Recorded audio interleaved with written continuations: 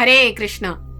కొన్ని పనులు చాలా మంచి పనులు ఉంటాయి, కానీ చేయడానికి చాలామందికి కష్టంగా ఉంటుంది. కానీ దాని వలన చాలా ప్రయోజనం కూడా ఉంటుంది. ఉదాహరణకి భగవద్గీత గ్రంథం కొనడం. భక్తులు ముఖ్యంగా గీతా జయంతి సమయంలో డిసెంబర్ మాసం అంతా వారి కోసం దూర ప్రాంతాలకు వెళ్ళి కూడా అందరి ఇండ్లలో భగవద్గీత చదవాలి అనే ఆలోచనతో భగవద్గీత గ్రంథాన్ని వితరణ చేస్తారు. కానీ చాలామంది దానిని కొనకూడదు అని ఏవో మూఢనమ్మకాలతో తప్పించుకుంటూ ఉంటారు.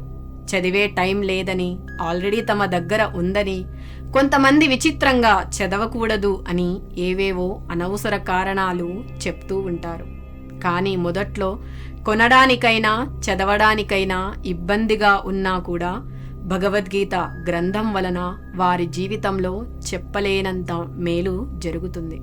ఇలాంటి 3 రకాల సుఖాల గురించి భగవద్గీతలో భగవంతుడు అయిన కృష్ణుడు 18వ అధ్యాయం 37వ శ్లోకంలో ఇలా పలుకుతున్నారు.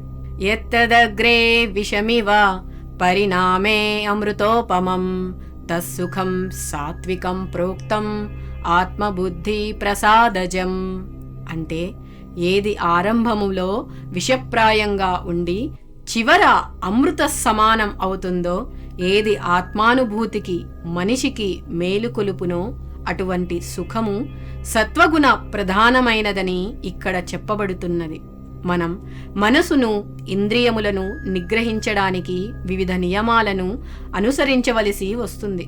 ఆ విధానాలు అన్నీ కూడా మొదట్లో కష్టంగా విషం వలె ఉంటాయి.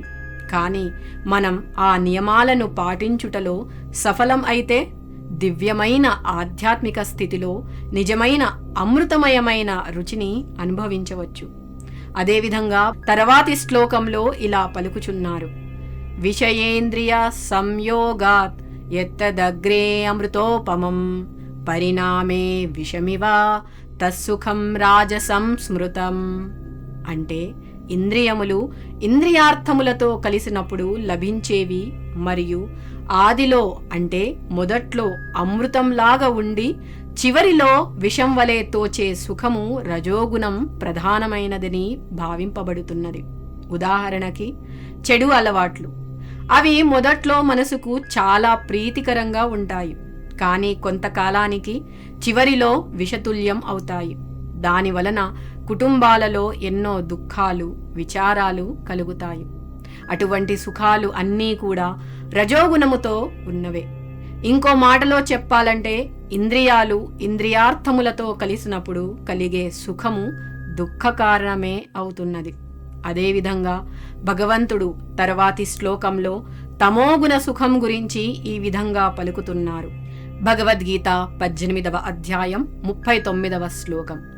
యదగ్రే చానుబంధే చ సుఖం మోహనమాత్మనః నిద్రాలస్య ప్రమాదోత్థం తత్తామసముదాహృతం.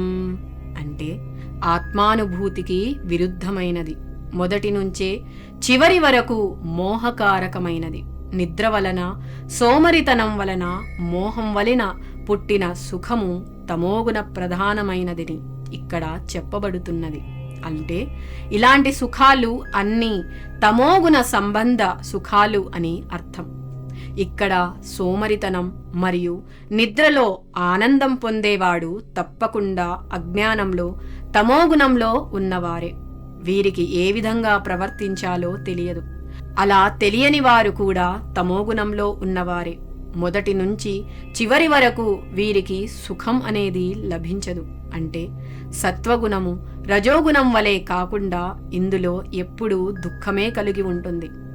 ఇక్కడ ఎలాంటి సుఖం మనం కోరుకోవాలో ఇంత చక్కగా వివరించే ఈ భగవద్గీతను దయచేసి అందరూ చదవండి. హరే కృష్ణ.